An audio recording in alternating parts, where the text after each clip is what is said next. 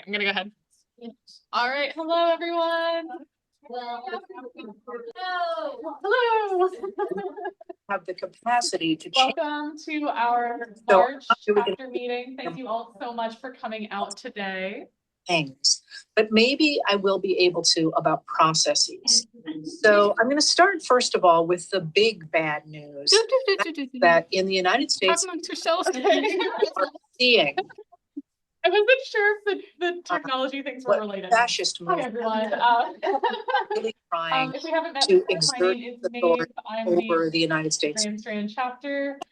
We've got several of our board members here. Raise your hand if you're a member of the chapter board. Awesome.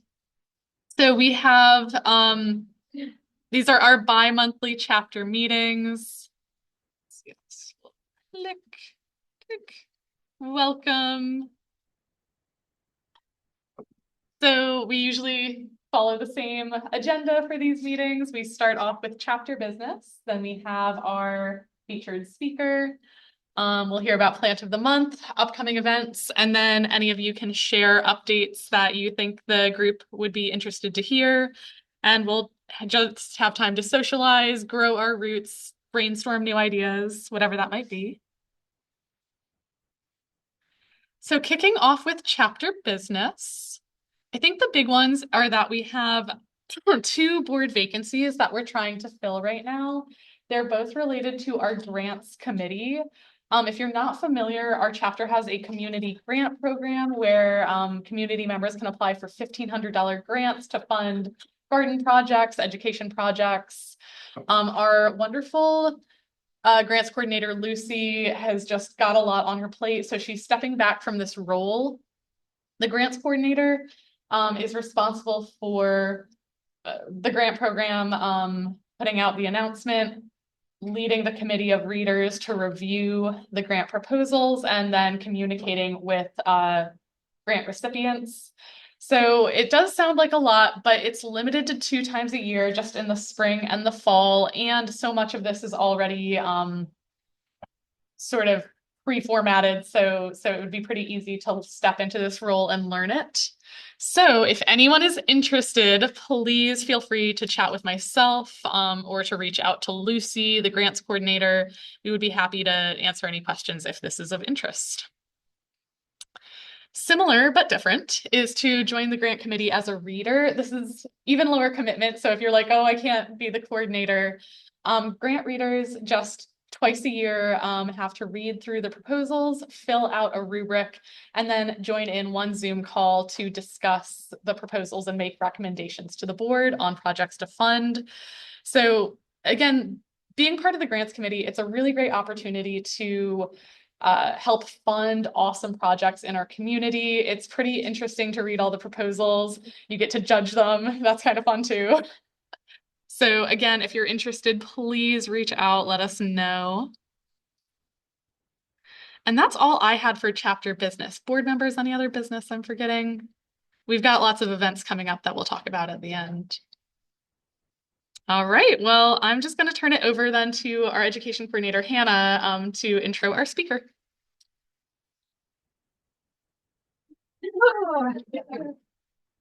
Our speaker is Dr. Barthet. She's going to talk a little bit about her research as well as the herbarium, which we are taking a tour of on Monday, if you can join us. So, look at her.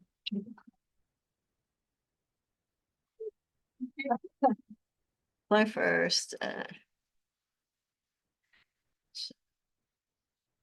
switch over to yes.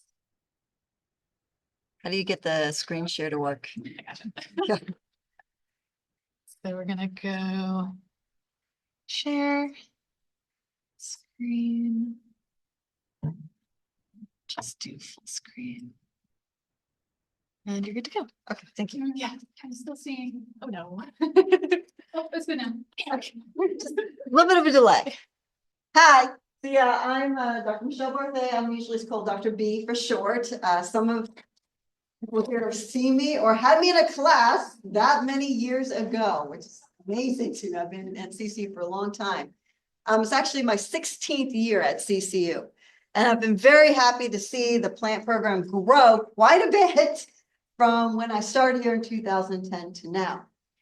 Like Hannah and Maeve said, I'm just going to give you a little bit of rundown about the herbarium and my actual research, which is a little bit different from what we mainly do in the herbarium, but there's a lot of commonalities, again, a lot of plant world.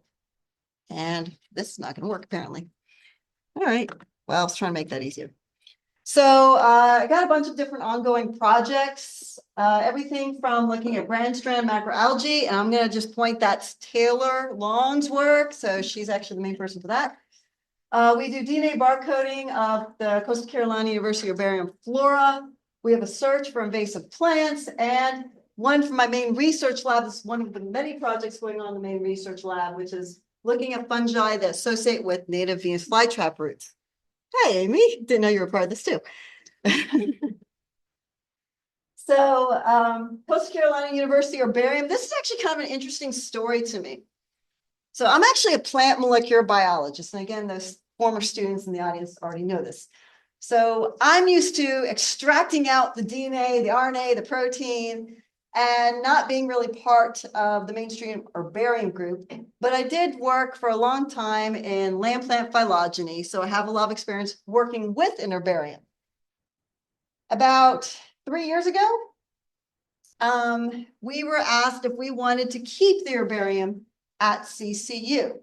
And CCU has actually had an herbarium for about 50 years, and apparently not many people knew that. So it was tucked away in a dusty lab and left to kind of rot away. No one had any kind of files about what vouchers were in there, what specimens were in there, not even an Excel sheet. And like I said, 50 years. So I said, no, you're not taking away the herbarium. It's like one of the main plant resources that we have here at CCU. I want to keep that.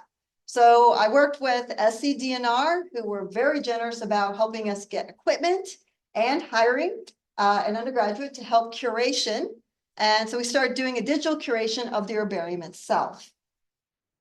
We found out after going through and digitizing all the current vouchers in the herbarium, we have over 7,000 different vouchers in there that represent over 1,500 species, 700 genera, and over 200 plant families. So that was pretty amazing, including a really beautiful marine botany collection. And again, this was all tucked away. No one even knew it existed, except for those few of us who actually went in there on occasion. So it's been very exciting to see what we have in there, and of course led to a lot more plant projects in my lab. As I mentioned, all these specimens have now been digitized, which means that you can look at all those vouchers on these different websites, CERNET, the Algae Herbarium Portal for algae collection, and those are actually linked up to Index Herbarium, which is an international database. So everyone from the world can kind of see what our collection has in it. And from that, we get a lot of different researchers who request access to certain vouchers, either digitally or they ask to come here, maybe do some research, or possibly we may have to send vouchers to somewhere else for them to do their particular research, depending on needs. So I wanted to show you some pictures of some of the samples that were in the herbarium. This is part of the marine botany collection. I just happen to really love red algae. So I really love the red algae. It's a great deal. So again, really pretty. This is what you'll see up on the algae database. They're going to show you a pretty picture to give you some color ruler for measurements and the collection tag. And if you look at those dates on the collection tags, again, they're in the 1960s for several of them. So it's kind of interesting. We had the high life of collection going on for CCU right around, what, 1980s, 1990s, and then seemed to die off. So again, that's where it kind of went dusty, and not a lot of people tend to use the herbarium anymore. So we're glad to bring it back to life. We have a lot of different projects. Like I said, one of them is looking at macroalgae along the coastline. We found, as we were doing this digitization, specifically Taylor found all this out because she is the collections manager of the entire herbarium. So she found that there hasn't been really a good survey of macroalgae along our coastline for over 30 years. There's a lot that's happened the past 30 years. Again, a lot of you guys have lived here. You know, it's kind of grown a bit. The shoreline's changed. There's been a few hurricanes. And these things alter the distribution of macroalgae and may cause invasive species to come in. Those invasive species can be detrimental to native algae, the fauna, fish species of that marine environment. They could also pose a hazardous risk to humans that are touristing around the beaches. So we do have to keep a close eye on those. And again, it's really nice to at least know what we even have around. So this is all Taylor's work. See, her name up there big. All Taylor's work, yes. Could you explain what a voucher is? Oh yeah, a voucher. Here, I'll go back. Sorry about that. These are vouchers, each of these individual vouchers. It just means that we took the sample, we dried, we pressed it, and we gave it a collection tag, and then we imaged that. So that's what we consider to be a voucher. And the collection tags will most likely have the collector, date of collection, obviously like species, genera, and any kind of locality information with a collector deemed noteworthy. Yeah. So they're actually very useful for us to go back and look at a bunch of different characteristics of the plants then, now, where they were found, and we can kind of map that and figure out maybe where we should find these particular species now. So I'll get to a little more of that in a bit, but thank you for that question. Anyone else, if you have a question, don't hesitate, just stop and ask. So like I said, she's been looking at different marine algae across the entire coastline. She did a lot of work over summer. She looked at, what was it, eight sites along the Grand Strand coastline, collected over 33 species of macroalgae. If you can tell, this is her data from her poster she's about to present at a regional conference. A couple of these are invasive algae. So again, that was very interesting to find and kind of gives us some ideas about looking at those algae, looking at where they're from and trying to figure out how they got here and what we can do to monitor those and make sure they don't take over the native algae there. Just some of her pictures from her particular works. Again, I just think are very pretty. So these are new vouchers that we have in the herbarium. And if you notice, these are all press samples. This is not a press sample. This is in actually a tray because they don't press well, right? This particular one can't even press, can it? I did press it, but I wanted to highlight that before I pressed it because it's actually Rhodophyta that's exhibiting chromatic adaptation. So it appears more green than red. And when you press it, sometimes the red pigments will fade over time. Yeah. So this is pretty nice to see this kind of imaging. And we have that again as the algae database, right? From Taylor's work that she found that, again, total 33 unique species. Biodiversity was found to be highest at Huntington Beach State Park Jetty. I wasn't really surprised about that because she went all the way from the very northern parts like Apache Pier all the way down to Huntington Beach State Park Jetty. And again, those of you guys who are locals, and I think everyone here is, know that when it comes to tourism, Huntington Beach State Park Jetty is not as touristed as things like Apache Pier. So it kind of makes sense that that's also where you're going to have the most biodiversity because you have the less turbulence going on in those waters. She also, while she did her collections, she also checked water quality at each of these different sites. This was actually pretty interesting to me because we wanted to see if there was any factors at each of these collection sites that may signify a difference in biodiversity or presence of specific algal species, or maybe a factor that's being influenced by the algal species that happens to be there. So she looked at everything from pH to dissolved oxygen content, salinity, etc., water temperature as well. And you can see here some of the data she collected. The highest water temperature was at Apache Pier. Lowest dissolved oxygen at Cherry Grove and Crazy Sister. High salinity at Apache Pier. Again, a lot of things going wrong at Apache Pier. pH, lowest was at Garden City, and Apache Pier had the highest pH. There was quite a bit of difference. I was about a 10-fold difference. One pH unit is about a 10-fold difference in pH. That's highly significant. But surprisingly, that did not seem to correlate with any changes actually in biodiversity. So we didn't see like a low pH mean huge impact on biodiversity. So that was, again, very interesting for us to see. I think we're still trying to tease apart some of this data for specific species, but again, that was pretty cool stuff. So right now, conclusions on her research are that the majority of algae observed and collected were non-native to South Carolina.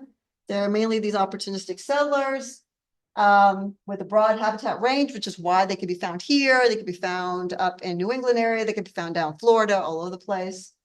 And there are some algae that are capable of potentially toxic blooms.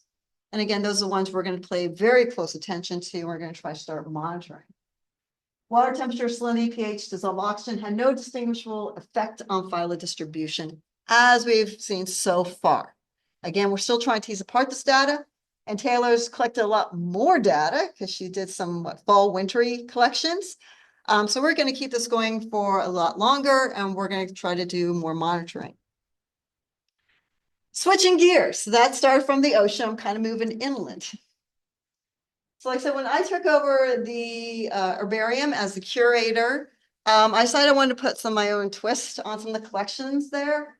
I know we specialize in a lot of native species, but I'm also very interested in the heritage of the area itself, which includes native species, but also just what's happened over historic time in this area. So I went out to L.W. Paul Living History Farm, and I wanted to get some heirloom crops.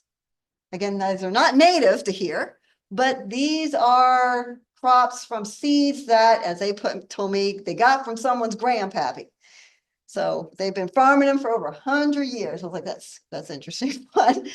So it's really cool though to see those particular crops, see the particular plants, see their particular variation and physiology and anatomy, and have that in the herbarium for our future use for any kind of agricultural questions that we have. So again, this is one of the few agricultural collections that are found in the state. So I like that one a lot. We also work with the CCU Arboretum. This has been a project going on since before I took over the herbarium, actually. So when I took that over, I was like, oh, good, we can now add those into the herbarium. We were asked to do some DNA barcoding for specific tree specimens on the college campus to confirm their species identity. We've been working on that for some time. We've done over 30 different trees. You can see we got sequence data down here. We have that data for specific species of oaks, elms, hollies, tupelos, and many more. That information is not only stored by vouchers in the herbarium, but we also submit that sequence data to something called GenBank, which is the worldwide depository for all sequence information that is then linked with that particular tree specimen. We then take that, what we call accession number that's given to us by GenBank, and we put it back into the CERNEC database along with that voucher so that anyone interested in that tree can validate what kind of tree it is by going back to that sequence information. So we put all those pieces together. We obviously are very interested in endangered, threatened, and rare species of the area. So again, these are just some of the really important ones, both at the federal and state level. So we sorted through our collection and we found a good deal of these in the collection. But now we have to verify again those species. So we're using DNA barcoding to do just that. This is where the molecular biologist comes into play. It's really nice for me. So I can go in, I can say, you say that this was Shrubula americana. Is it really that particular species? And you got to remember, a lot of these collections are very old, and a lot of these names have changed since 1969 to 2026. So we have to go back. We got to validate that, and then we can go out to areas in which these species were supposed to exist, see if one, they still exist there, or two, if that area still exists there. A lot of these ecological habitats have been altered to include now developments. So a lot of the plants have been removed, unfortunately. This was worked on actually by our former assistant curator, Desiree Berry. She went out and started scouring for invasive species because this one particularly, Centaurea cyanus, blue cornflower, is a very pretty ornamental plant, but it is a highly invasive plant. It's not known to be in swampy coastal areas like this one. However, we found 2 vouchers of it in our collections from the outskirts of Horry County. So she went out and she spent several months kind of scouring all the fields and ditches she could to find out if there was any blue cornflower. She didn't find any, which was good. And again, we have to go back and we have to validate the species from these vouchers to make sure, is that really the blue cornflower? So there wasn't a misidentification scaring people about what could be invasive to this area. And if you're wondering why were we so concerned about this particular one, again, it's not usually found in the kind of swampy habitat that's here. However, we have done so much infrastructure in the area that we've removed a lot of that swampland And therefore, we've enabled plants like the blue cornflower that could be invasive to kind of spread into those areas. So we're kind of concerned about that because it would destroy a lot of other native plants. So I'm going to kind of move from the collection of CCUH and move into my own actual research. And I can bridge those two by looking at the most iconic carnivorous plant of the state, the native Venus flytrap. And again, we have some of those in the collection. But a project that my former graduate student did in my lab for the past several years was look at fungi that are associated with Dynea muscipula, the native Venus flytrap. So this gets really cool to me. I'll tell you guys a little story. Venus flytrap, it's a carnivorous plant. And usually when you think about a carnivorous plant, you think about nutrition, you think about it eating insects, right? But is that really the whole story? Is that where it gets its nutrition from? And we speculated that there were fungi associated with the roots of the native Venus flytrap, which also bring in nutrients to those roots. A lot of people don't think that's the case because if you had all this fungi mycorrhizae associated with roots, why would you have a trap? Kind of seems counterintuitive.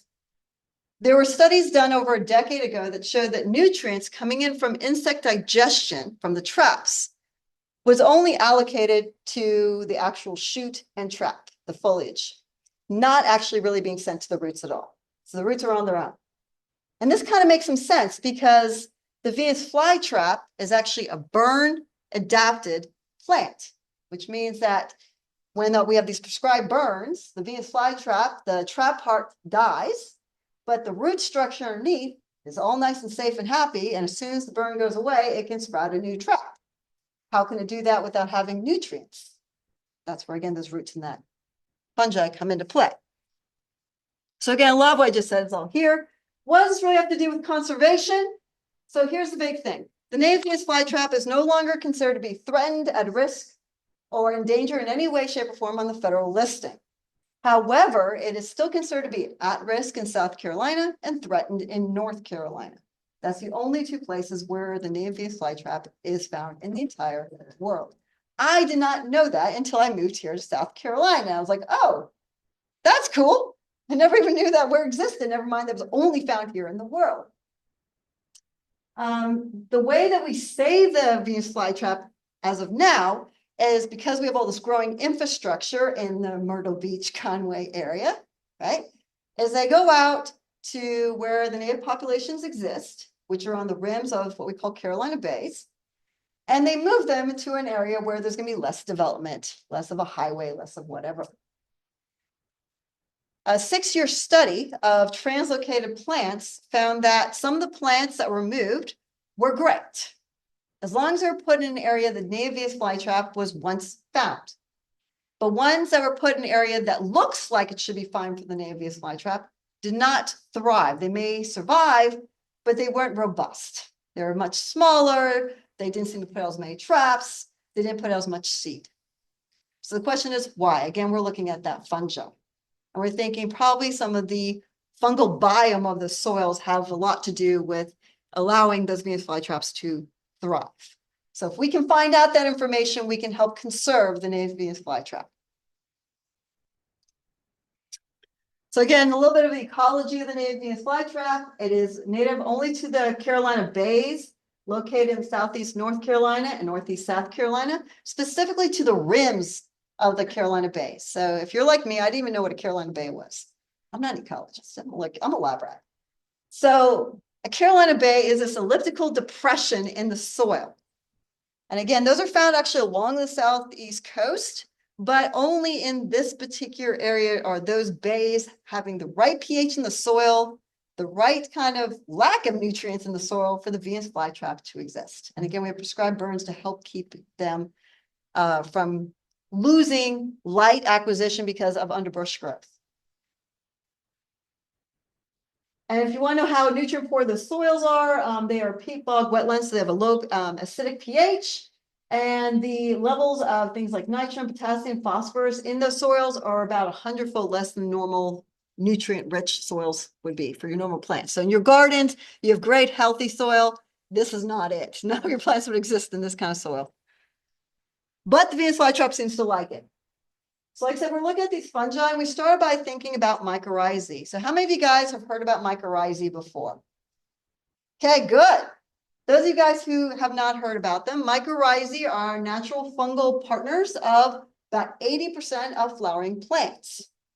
And they're not dangerous to plants, they help the plants. And what they do is they actually penetrate, certain kind of Escherichia mycorrhizae penetrate into the plant cells, and they make these tree-like structures.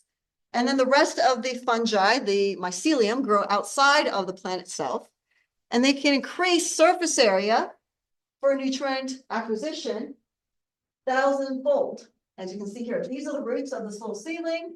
The rest of this is all the fungal hyphae. So a lot more nutrients can be brought into that plant because of these mycorrhizal associations. Again, most plants have these. Not all, but most. So why not the Venus flytrap? We used a three-pronged approach to decipher whether or not these mycorrhizae are associated. The first part was just to do some microscopy. So we took roots of native Venus flytraps. We did not kill the native Venus flytraps we took these from. We only took a couple small sections from a couple of the roots. We made sure to not fully damage any of the roots. The plants are fine. They're put back in the soil. No harm done. We brought them back to the lab. We had to get rid of the dark color of those roots. That was actually quite a challenge. So I'm going to go back to this picture for you to see. Kind of hard. These got soil on them, but the net actual color of these roots is a very, very dark brown. You can't not see much with microscopy with that. So we had to do something called clearing. So we had to clear the roots, and then we stain those roots with trypan blue, which is a specific stain for looking for mycorrhizae. And then we were able to find some mycorrhizal structures. So we were able to say, yes, they do associate with mycorrhizae.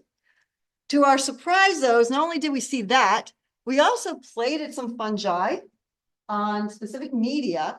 And the reason why this is surprising is mycorrhizae does not grow on PDA media. It doesn't grow on these fungal medial plates.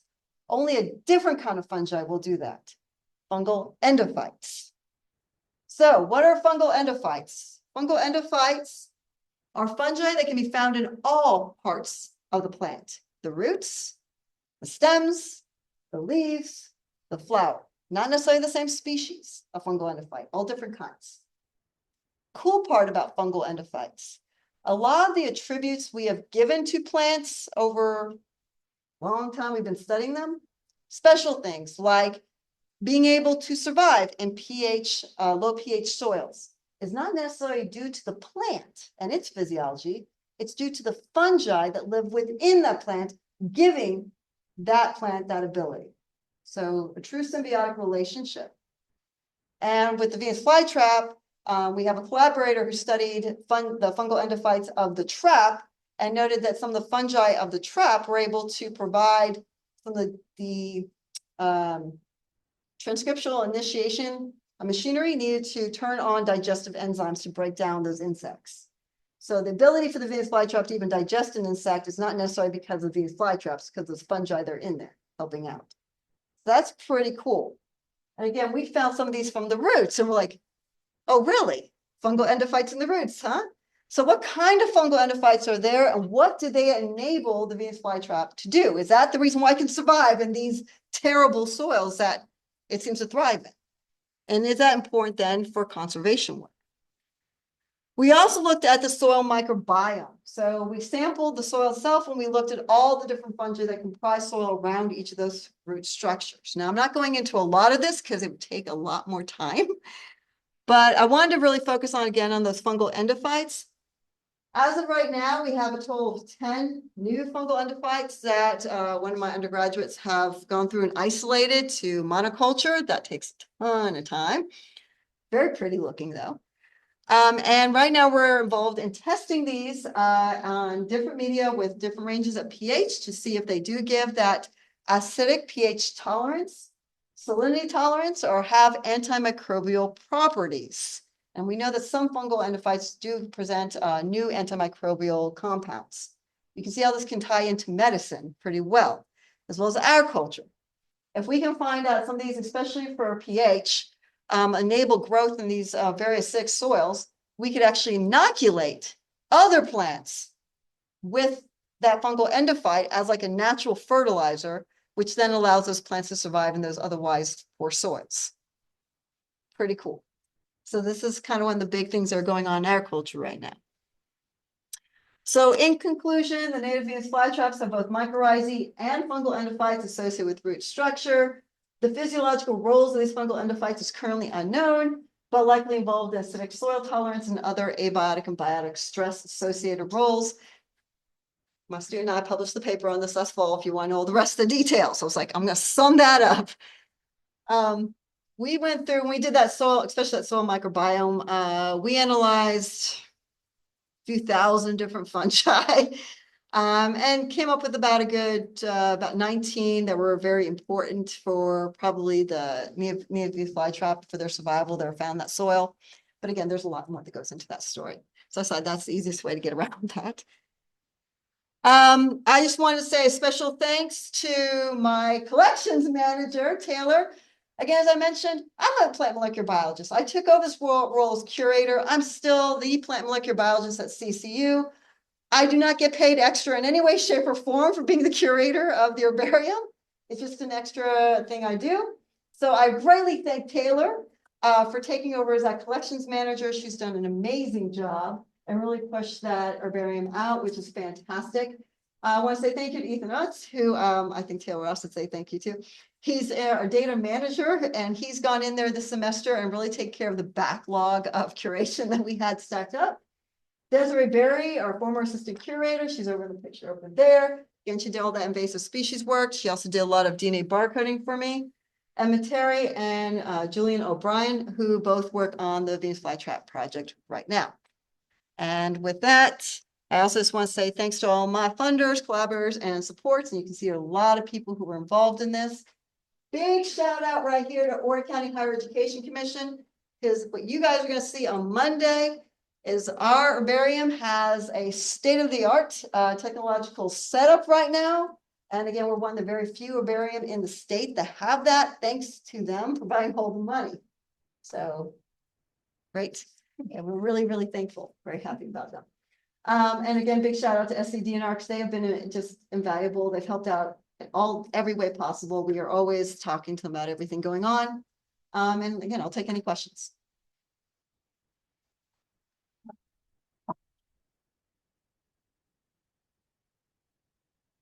Yep. You had this slide with the listed plants. Mm-hmm. And are y'all, so you said y'all were gonna go looking for those places? Have y'all? We have not gone out yet. The only one we went out for was the blue cornflower, nothing else yet. We have, again, a list of projects like Taylor. She's like, oh my gosh. So again, I'm going to say thank you to the Burrs and Chapin Coastal Marine Wetland Science Center because they just gave me a grant this semester for paying Taylor next year to do just those things. So she graduates this May, and I'm very happy to be able to keep her around for one more year to do all this wonderful work we need to have done about the endangered species, invasive species, and we have this massive list of projects that have to happen. And unfortunately, right now, there's just not that many of us. So we're trying to build the plant sciences. If you know anyone interested in plant world, please let me know.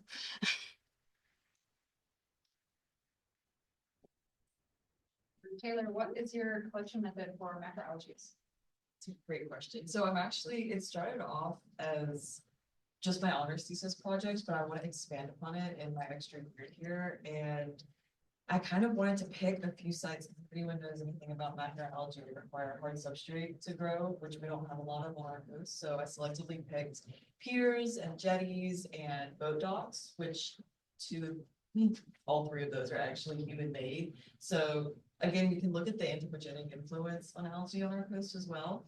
But I basically picked a few sites between that range because I wanted kind of a good range of Long Bay, and just went out to the sites and then looked in the littoral or in between the mean low water and mean high water to what I could collect, just wading in, no scuba gear required because a lot of the piers, it's kind of dangerous. And I collected kind of a representative of distinct species. So as to extrapolate on that data to kind of figure out what we have in these areas. Cool. What is your preferred paper for mounting your seaweed treads on? We use acid-free herbarium paper. That's pretty much standard. I found it's really fun when you deal with macroalgae. Heather Spalding is our most local mycologist. She's down at College Charleston, and she's been an amazing collaborator in educating me on these processes. But a lot of the times you'll get a sturdy paper that you can submerge completely in water to float your specimen onto, especially like older lettuce. It's really delicate. So if you try and take it out of water and put it in paper, you can actually get blob. So you need kind of a sturdy paper that can withhold being submerged, and then you take it out and dry it. Yeah, I saw some YouTube videos recommended heavy duty watercolor paper. Oh. So I was gonna try that. Yeah. We're actually to be safe park. We have a seaweed printing program. Oh. And actually Heather's classes at the park today and tomorrow. Hmm. All the seasonal sabbatical are grad students. I will actually be there tomorrow. So Oh, okay. I'll see you tomorrow, then. yeah. Watercolor paper would be interesting because the acid-free herbarium paper is kind of expensive for. Right, I need to find something that was cost effective. Right, and right. Easier and easy to use. Watercolor paper. I have some, we can give it a try tomorrow. if you I would like. love to. I would absolutely love to. I was gonna say, that's also acid free, so it should work pretty well. Okay. Yeah, watercolor paper usually, the biggest difference would be the tensile strength and size. But otherwise, it should Yeah, work. have a little bit bigger size and a strong, the highest strength I could. And that should do well because you're not gonna be stressing it that much in the No. press. It's just Well, Yeah, it should be it's fine. just That'd be painted, really we cool. can take it for a test drive tomorrow. very That'd exciting. be really cool. Nance online has asked, based on what your research on the mycorrhizae, how can one best care for a store-bought Venus flytrap? Can we use some of your knowledge? The store-bought ones, we're actually right now trying to examine those to see what kind of fungi, if any, are existing in the soil that they sell them with. Honestly, the best thing I found to keep them is to take them outside and let them feed at least every few days. If you don't do that, they will wither away really quickly. But I've never seen a lot of great success with the store-bought ones, no matter what you do. But again, with the mycorrhizae, if you mix them with mycorrhizae from like the Carolina Bays, sure, but I'm pretty sure SCDNR will stop you as soon as you go to try to dig some up. Otherwise, until we can figure out exactly what these fungi are, I wouldn't be able to have a commercial fungal endophyte mix that would probably help that storyline out. So right now, just feed the traps. Thanks. So we had Herrick Brown from the USC Herbarium come talk to us one time. And that was right around when the Duke Herbarium was shutting down. So I asked him to sort of talk about why herbaria are so important. Like, what are your thoughts for like what the CC Herbarium should do next, or like future directions? Okay, so my big point about the herbarium, yeah, we've often gotten that, oh, well, what is an herbarium? Why is it even important? It is a plant museum, yes. But how can we understand what's going on now, especially in things like a marine ecology, without looking to past events? Now, the cool thing for me, and Taylor knows this project I'd like to do, is to look at things like algae that were collected in the 1960s, the 1970s, 1980s, look at tissue composition for pollutants, and then look at the algae collected now and seeing, is it better? Is it worse? What kind of measures have we put in place that may have helped out or hindered that pollution? And that makes a big difference on what we should do next and form for regulation. So for me, that's one of the big things. It's just understanding more about the ecology and helping ecology. The other side of that, again, is the molecular biologist, genetics. All right, this is a storehouse of genetic material. Nothing is greater than seeing how plants have evolved. And you can kind of see that in real time when you look at the DNA from a plant collected 50 plus years ago. So especially like the Duke collection, they have some from like 100 plus years ago or 500 plus years ago. That's invaluable. That kind of tissue tells you so much. Genetic variation that might have been lost, genetic mutation, what that might mean for current adaptation, and what that might mean for actually things like new antibiotics, new medicine, new therapies, and all that comes from plants. And we can't forget that. New foods, all that is from plants. And people tend to forget that plants are more than just your tomatoes and your potatoes. They're actually everything you wear, everything you do, wood of your house. It's all plant. And we have to understand the best way to do that is to look back at these collections. So that's kind of my take on it. But yes, we're very sad to see about what happened with Duke. We will be adopting a certain extent, about 1,000 of those vouchers at CCUH in the upcoming, I think, year. Yeah. All the ones that are related to this area. Anything else? At our symposium in October, we had somebody speak about the Wakama sunflower. Is that one that's in your collection? Did you work with that project? We do have it in our collection. That was Eric Ungberg, right? Yeah. Yeah, Low Country botanist. Yeah, so I know it's in our collection because he used some of our collection for his work. That's what I was wondering. That's the extent I know about it. I will say this, I'm a molecular biologist. So for me, I look at everything from the DNA, RNA, and protein level. I'm the world's worst botanist. I have no shame in saying that. And it's very sad. I can go out to the field with my husband, Dr. Parker, the chair of biology, and I can identify all the reptiles he's got, but I still can't figure out all the plants. Luckily, he can do both plants and reptiles, so we're good. But yeah, I wasn't a part of anything else other than knowing that we have some of those specimens that are bearing. But we do have some. Anything else? The cornflower, so the specimen in your collection was not cornflower? We haven't verified it with DNA barcoding yet. We're really got a lot of, if you can't tell, we got a lot of work to do. But according to what the tag says, it's hard to tell after it's been pressed for this period of time. Those are from the 1980s. But according to the tags, that should be the blue cornflower. One was found, and I love the description. It was from the hill behind the tree in Horry County.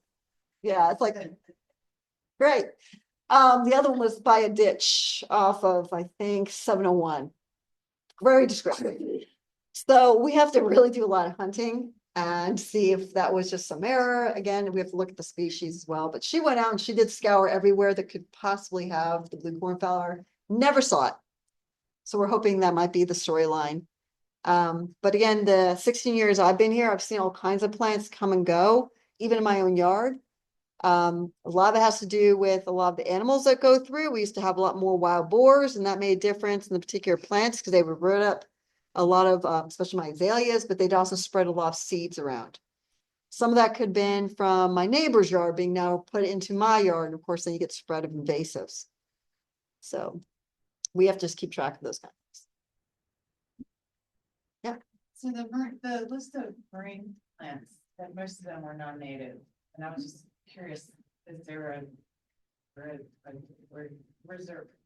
there like a one origin? Do they all over the world? Or are they just from like the West Coast or just? So it's interesting, and I'm still looking into that right now because that's something eventually we want to publish this study. So we're still looking into a lot of factors. But we've had a lot of Japanese specimens, believe it or not. One Olva especially was noted. Olva Inouye is natively found in Japan about every year. So we're thinking perhaps shipping routes could lead to some invasives or non-natives, and simply just because they are in the water, a lot of times they can transfer between environments that way. And it really is just who is best suited to settle in that environment when they get there, and they just kind of take over. So. And that's actually one of the interesting things with like the Japanese specimen.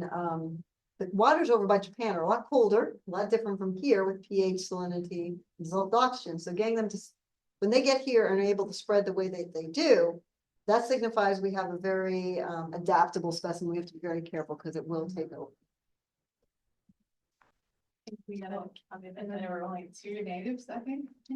Yes, that I had found. Yeah, which is interesting, trying to distinguish between a native population in an area that hasn't been observed in 30 years.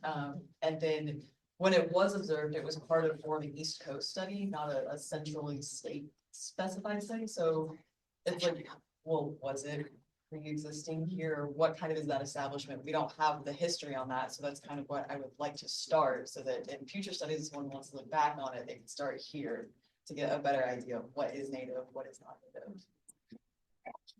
All right, so I'm going to move us along, but huge thank you again to that was super cool. Let's go into plant of the month.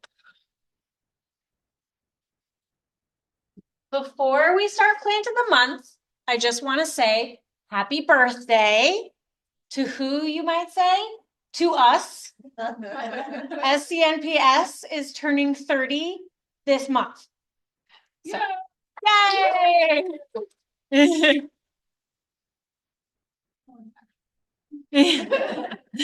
We'll share it with you. We get the whole month, so. Yeah, plant of the month. I decided to go with a nice little ground cover. Chrysogonum virginianum, or green and gold. This is a sweet little plant. It is in the aster family. Chrysogonum means chryso equals gold, which obviously refers to the golden color of the flowers. And gonum means knee, and it refers to the fact that the flowers come from the leaf axil, which is just where the leaf comes out of the stem. It comes out of that little wedge space there. Virginianum is in reference to the state of Virginia.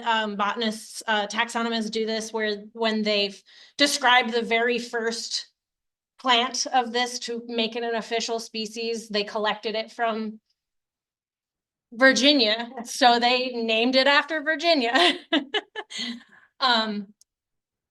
This plant grows only a couple inches tall, and it spreads about 1.5 to 2 feet wide patches, roundish patches. It likes part shade to full shade, so this is a nice like woodland garden plant. It prefers well-drained soils, so not too wet, but it will tolerate some drought once it gets going. It is also evergreen, so even though it doesn't flower all year long, it's flowering right now, you will have those leaves all year. There's some weird taxonomy stuff here. Chrysogonum virginianum has, according to some sources, multiple varieties, but according to the flora of the southeastern United States, there's actually 3 species. They've been separated. So Chrysogonum virginianum is coastal for us, whereas the other 2 species, repens and australe, are in the upstate and Georgia. And the main difference is that our species, Virginianum, does not have stolons. And if you don't know what a stolon is, I bet you do, because if you've ever seen a strawberry, you've seen a stolon. So when a strawberry makes a new baby plant, that stem that is attached to the mother plant and the baby plant is called a stolon. Ours do not have that, and the other 2 species very clearly have them. I actually have one in my yard, and the stolons are like this long between mama plant and baby plant. So it's very, very clear morphological difference. I just think that's very interesting. And I agree with the people who decided to actually split them into different species. These are our flowers. This one's from my yard. You can tell because it's covered in pollen. Like all plants in the aster family, these are actually composite flowers. So this is not one single flower. This is a whole bunch of flowers, disc flowers and ray flowers, which have been split apart here so that you can see the clear distinction. These are the guys in the middle, and these are the guys on the edges.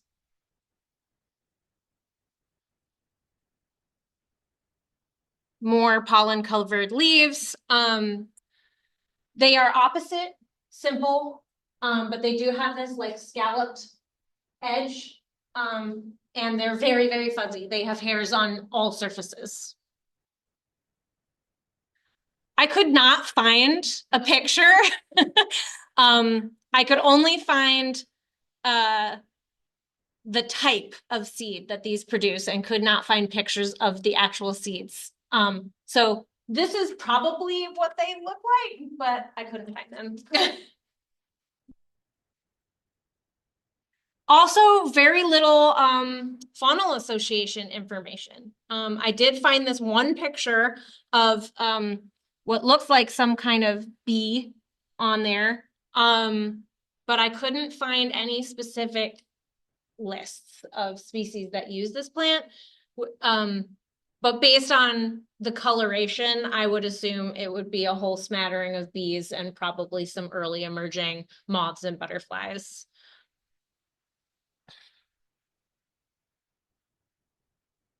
There is a couple cultivars. This was the main one I could find some information on. It seems to be sold the most.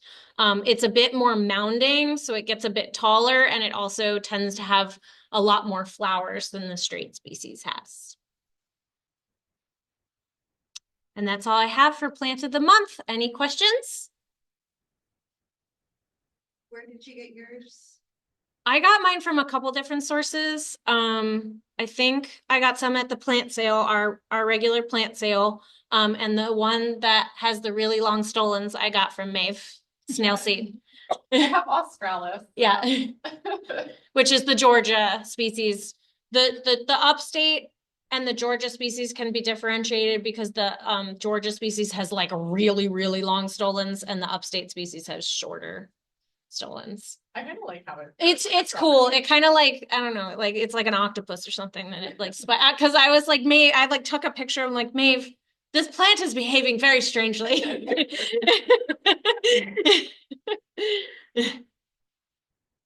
All right.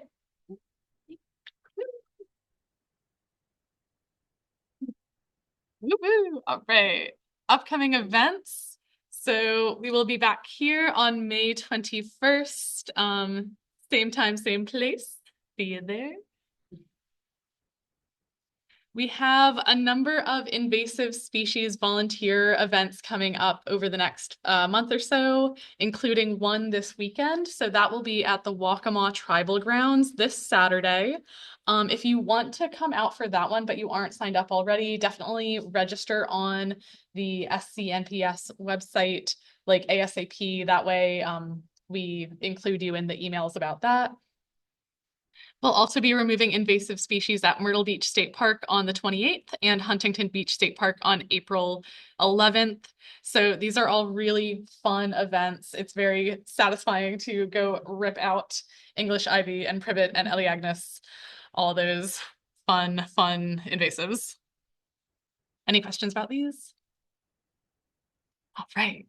And then very exciting field trip opportunity. We are going to be having a tour of the CCU herbarium that we just learned all about, led by Taylor, right? Yep. Yay! So again, for any of these invasive events or the field trips, you can register online on the calendar page on the SCNPS website. And then last but not least, save the date for our spring native plant market. This is going to be on Saturday, May 2nd at the Conway Town Green.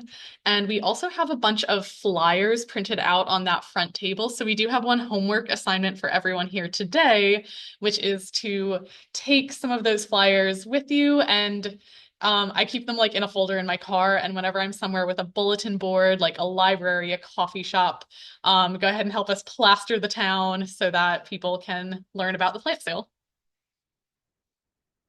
Can I add one thing? Absolutely. I also have just a sheet by the sign-in sheet in the corner there. If you're interested in volunteering on May 2nd at the plant sale, just put down your name and your email and I'll be in touch shortly. We'll get our first meeting happening soon. I can't believe how fast it's coming up.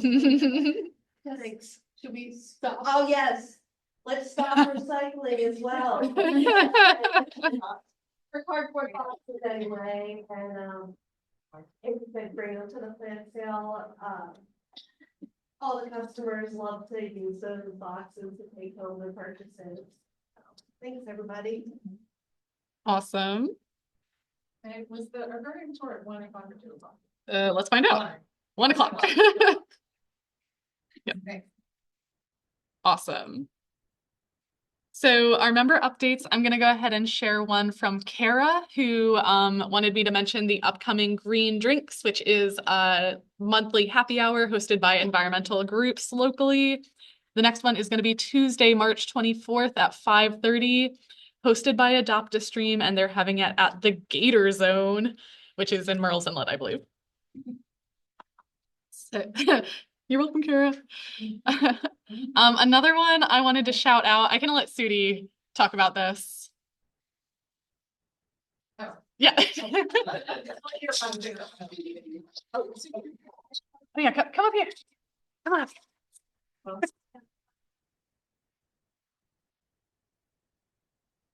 Okay, so there's gonna be a fly trap festival the weekend of Mother's Day in May.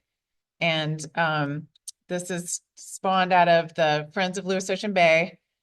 And this was a group that was formed, I don't know when we formed, about 4 years ago. We've been around it then. And we started as sort of just a group to speak up and educate and promote and advocate for Lewis Ocean Bay Heritage Preserve. There was a proposed hospital across the road, and it would have limited prescribed burns, which would have degraded habitat that supports Venus flytrap and so many other species out there. And I think most people know all about that, but that's kind of how we started. And then the hospital wasn't built. So we're going to keep on going with,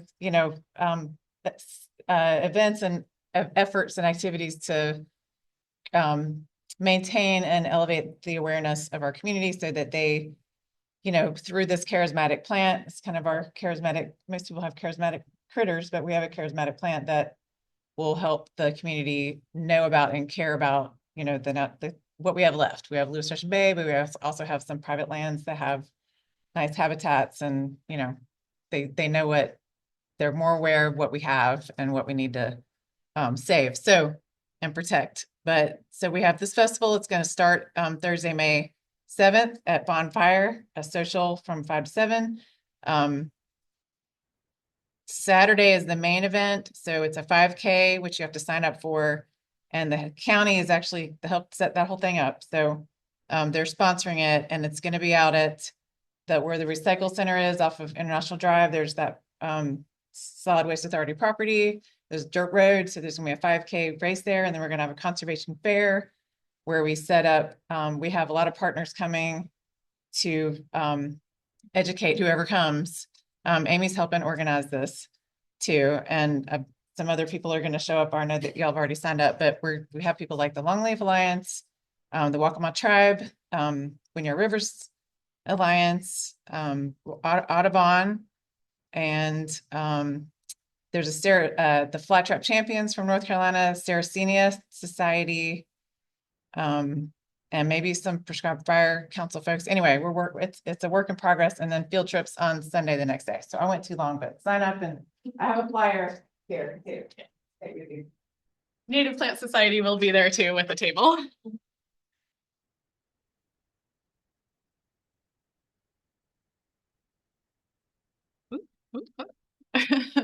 And that's all we have for you this week, but we're opening the floor to comments. I just wanted to let anyone interested, try Beta and the herbarium. We're kind of hosting an opening for anyone who wants to join us. We're going to go on a hike through the Waccamaw National Wildlife Refuge Monday at 6 p.m. I believe. I've been working with Hannah to get that information out to all of you. So ask either of us for the specific details, but we're going to be going. I'm going to be working with Tri Beta and our members to collect leaves from our native and local plants, and then we're going to use that to educate our members on herbarium pressing and creating mounts. It's maybe like a fundraising effort. So if anyone would be interested, if you want to help teach some of the students all of your wisdom that you know about our native plants, we would love for you to join us. If interested, should they email you? Yes, either me or Yes, either of us. Okay. The education email. I can connect you. Awesome. I'm a Tri Beta alum. All right. Any other member updates or anything else? All right. Well, we'll adjourn. Thank you all so much for coming, and we'll hang out for a while if you want to chit chat. Thank you. Yay.